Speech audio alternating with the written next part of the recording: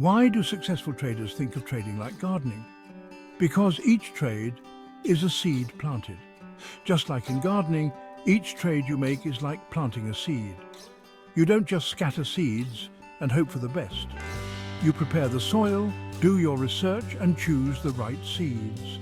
In trading, that means analyzing the market and making informed decisions. Next comes the watering and nurturing.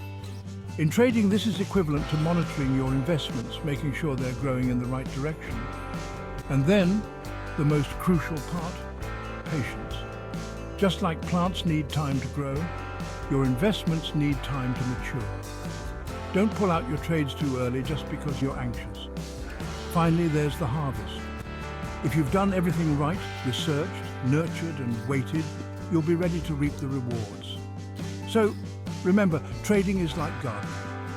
Plant your trades wisely, nurture them, and with patience, you'll see a bountiful harvest. Happy trading!